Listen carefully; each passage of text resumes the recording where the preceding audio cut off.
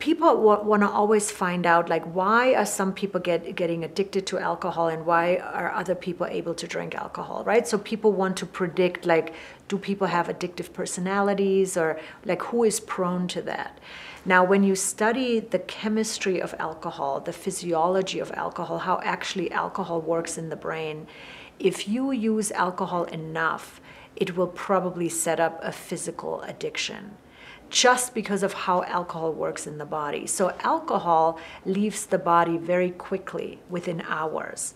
Now we know that the quicker a substance leaves the body, the more addictive it actually is, because it causes a rebound effect very quickly. And so that's why people, you know, the day after feel a hangover and feel not very good. And then when people get into a cycle that figuring out, oh, if I drink again, if I drink more, it makes me feel better.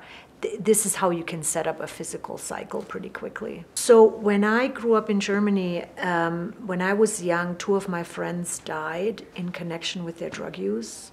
And as a young person, that was a very difficult experience for me, because I could see that, first of all, these 2 people didn't fit the stereotype of the addict or the junkie. You know, they were beautiful people, they were very creative people. And so for me as a young person, I was really enraged that that happened and that there was no support for them. And I could see that nobody got it. Nobody understood, like, what is the issue here? What is going on? Why are people hurting themselves to a point where they, you know, lose their life? And really from that moment on, I was determined to figure that out, to learn, like, what is going on? Like, why do good people can end up so destructive to themselves? Like, I wanted to understand it. And so from that moment on, that's all I did, was to study what is going on with addiction, what is going on with drug use. And at some point, I started asking people who were in very, very extreme places with their addiction, like, what's actually helping? Like, what is actually meaningful that we're doing? And what I learned from people were elements that are not typically part of traditional substance abuse treatment. For example, the social ritual aspect of how important that is. And so that's all of these different elements is what basically created natural highs over time. So it was really in collaboration, listening to people in very extreme places of what they're experiencing, like what a substance is doing for them, and how we can create that in a healthy way.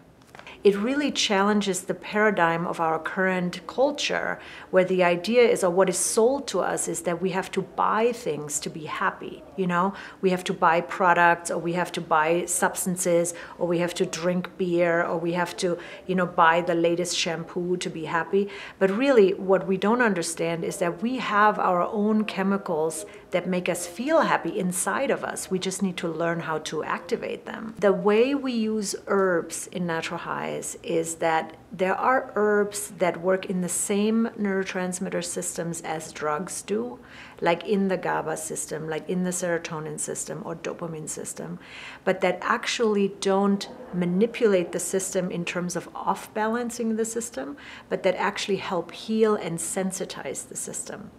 Now, a lot of these herbs people have never heard about. For example, passion flower or rhodiola or skullcap or angelica root, because of course nobody can patent these herbs and, you know, make a big profit off of these herbs. So we see ourselves as activists around movements like herbalism and folk medicine, where people in the past actually knew about plants that would support, you know, not just physical health, but actually emotional health. And so we bring that kind of old knowledge of folk medicine back into high schools to teach kids that, you know, you don't always have to buy a medicine, but you can learn about the plants around you that actually could support you, not just in terms of physical ways, but also in emotional ways.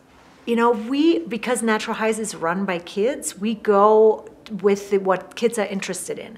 And so for the longest time, of course, kids have said, well, but I'm interested in altered states. Like I'm drawn to do psychedelic drugs like LSD, like psilocybin mushrooms, and because I want to experience an altered state. And so we went and studied altered states and studied what neurotransmitters are actually responsible to experience an altered state. Now, the two main neurotransmitters that are responsible for altered states are serotonin and DMT. And of course, you know, people, not just kids, but people are very interested in DMT that we naturally have in our brain, and that gets copied by drugs like, by hallucinogens.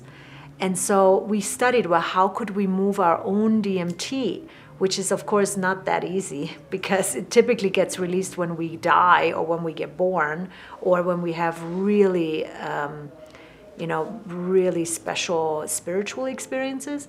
And so one of the ways we figured out to move your own DMT is that when you blindfold your eyes and you move forward very quickly, you run, that your brain, your Stone Age brain, goes into a little bit of a freak out, and it starts releasing DMT. And so the way we do our blind run is an attempt to create this high risk experience in the brain in a way that is very safe. Yeah. Okay. And it's interesting because kids report very DMT-like experiences with the blind run, right? So they say, time starts changing, like time goes suddenly very slow or very fast. So all things that are consistent with DMT.